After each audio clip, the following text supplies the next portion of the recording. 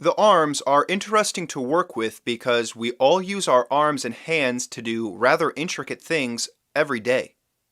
As a result, we are better at manipulating our arms and hands than we are at manipulating our torso, which is something most people haven't thought much about. This means we should be able to make significant adjustments to the arms much more easily.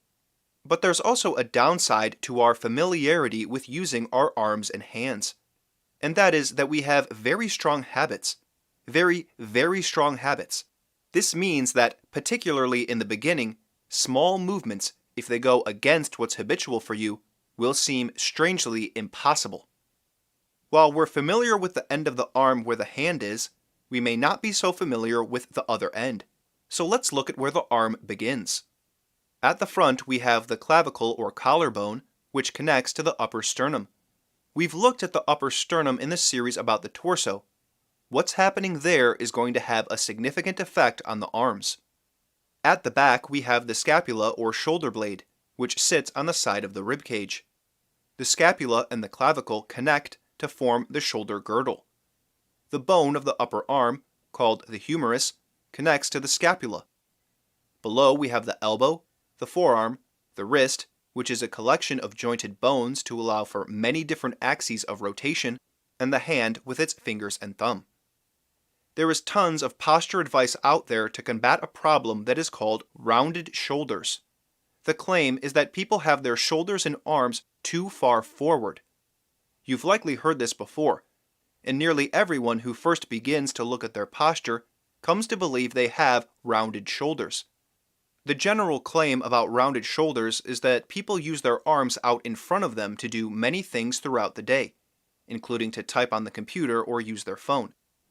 Because people use their arms out in front of them so much, people have a difficult time pulling their arms back. Their arms become rounded forward.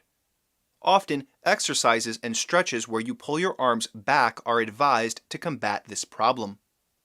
This sounds right enough to most people. We associate a stretch of the arms backwards with a kind of relief to our back. People certainly feel like there's a pull forward at the front of their body, like they can't seem to get themselves upright enough. But there are two major sticking points that make this idea of rounded shoulders highly suspect. First, we can observe the people around us. We can do our best impression of Francois Delsarte and go out and observe our fellow man. And what you will find if you do is that people very frequently rest with their arms behind their back. When a person is tired, they've been running or playing a sport, they will often rest with their hands on the side of their ribs, with their elbows and shoulders very far back. This is rather odd.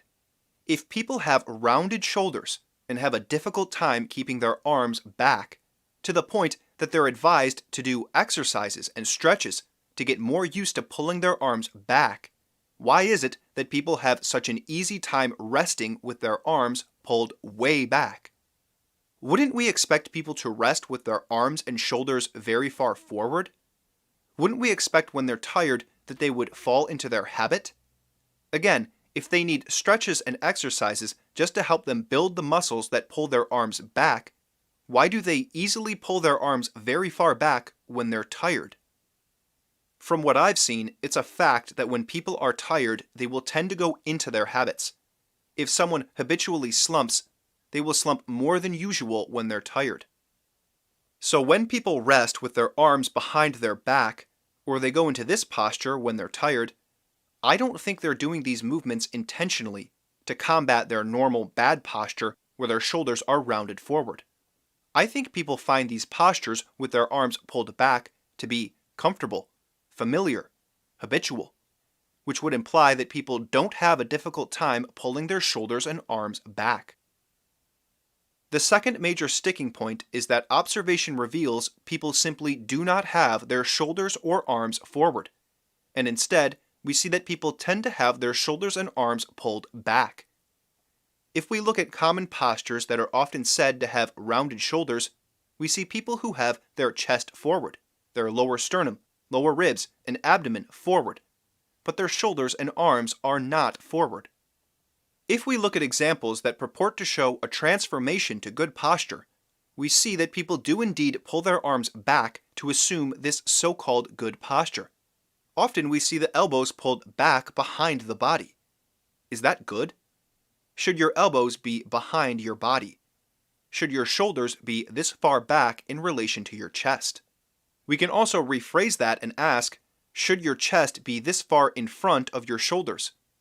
If the answer is no, then your shoulders are not rounding forward of your torso, they're pulled back in relation to your torso. Where is your arm in relation to the frontal plane of your body, which we will recall is the plane of the front of the rib cage? We see in everyone something similar. We see the upper arm behind the frontal plane, we see the elbow behind the frontal plane, and we see the wrist and hand forward of the frontal plane. That tells us one thing for sure. The arm is bent. Because if the arm was straight, it would either be entirely behind or in front of the frontal plane. But it's not. The upper arm is pulled back, and the forearm angles forward. Is the arm supposed to be bent like this? It's certainly common, but does this make sense?